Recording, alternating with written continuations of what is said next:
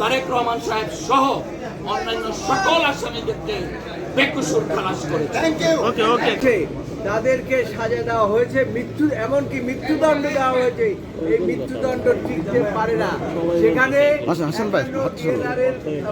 কথা বলা হয়েছে এবং সেখানে পরিষ্কার বলা হয়েছে যে ডাইরেক্ট কোনো এভিডেন্স না থাকলে কাউকে মৃত্যুদণ্ড দেওয়া যায় না এবং সেখানে আজীবন সাজাও দেওয়া যায় না। সেই সমস্ত বিচার বিশ্লেষণ করে আদালত মনে করেছে যে এই মামলায় যারা আপিল করেছে এবং যারা আপিল করতে পারে নাই প্রত্যেককেই খালাস দেওয়া প্রয়োজন এবং সেই জন্যই আজকে এই মামলায় এই 21শে আগস্ট গ্রেনেড হামলা যে মামলাটিকে সারা বছর আওয়ামী লীগ সরকার এটাকে ব্যবহার করেছে রাজনৈতিক উদ্দেশ্য প্রণোদিতভাবে। তারা চেয়েছিল যে তারেক রহমানকে এই মামলা দিয়ে চিরজীবন তাকে বাইরে রাখবেন, এমনকি তাকে মৃত্যুদণ্ড দিতে চেয়েছিলেন, কিন্তু আদালত এরকম কোনো এভিডেন্স পায় নাই যে তারেক রহমানকে মৃত্যুদণ্ড দেবেন। যাই হোক, শেষ পর্যন্ত আপনার বাবরকে এবং পিন্টুকে, আব্দুল সালাম পিন্টুকে মৃত্যুদণ্ড দিয়েছিলেন, যে আজকে এই জাজমেন্টের মাধ্যমে তাদের সেই মৃত্যুদণ্ড থাকলো না এবং যারা যাবজ্জীবন এবং সকলকে আদালত মনে করেছে।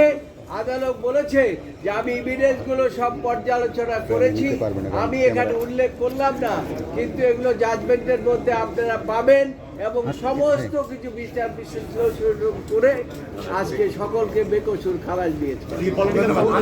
আমি একটু আইন পদ্ধতিক আলোচনা করতে চাই, হাইকোর্ট ডিভিশন যে আইন পদ্ধতিক আলোচনা করছে সেটা করতে চাই। প্রথমত হলো যে তারা দেখেছে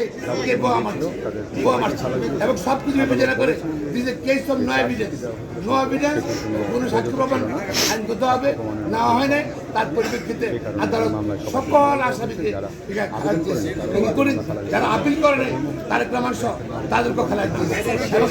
সরকার মিথ্যা মামলা দিয়ে তাকে মৃত্যুর মুখে ঠেলে দিয়েছিল এবং পরবর্তীতে এই যে তারেক রহমানের বিরুদ্ধে চার্জশিটের পরে তাকে এই মামলার মধ্যে এনে তাকেও মৃত্যুদণ্ড দিয়ে শেষ করতে চেয়েছিল, অর্থাৎ জিয়া পরিবারকে রাজনীতি থেকে চিরবিদায়ের জন্য ছিল। এই সরকার ছিল প্রতিশোধ পরায়ণ এবং তারা এটাকে ব্যবহার করেছে অস্ত্র।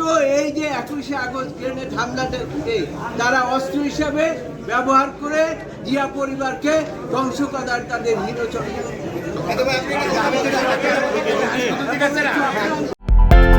প্রবাসী ভাই বোনদের দেশে থাকা স্বজনদের জন্য আকর্ষণীয় উপহার বক্স নিয়ে আসছি আমরা।